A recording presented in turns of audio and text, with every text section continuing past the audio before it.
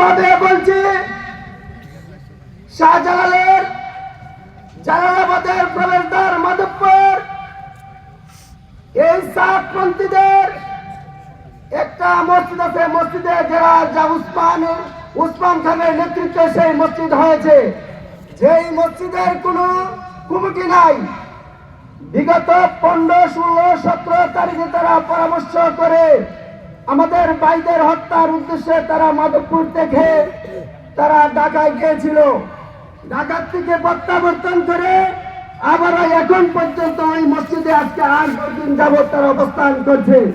আমি উলামায়ে কেরামকে বলে দিতে চাই, তাদের মাধ্যমে যারা প্রশাসনে অবগত হয়, যদি মাধবপুরের ওই মসজিদকে বন্ধ না করা হয়, সাতপন্থীদের অবস্থান যদি বন্ধ না করা হয়, সাতপন্থীদেরকে যদি গ্রেপ্তার না করা হয়, পরবর্তীতে যদি সমাজে বিশৃঙ্খলা সৃষ্টি হয়, তার জন্য প্রশাসনের দায়ী থাকবে।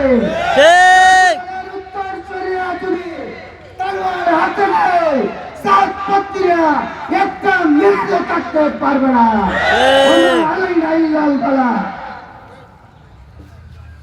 বক্তব্য রাখবেন জালালাবাদ মাদ্রাসার নায়েবে মুফতি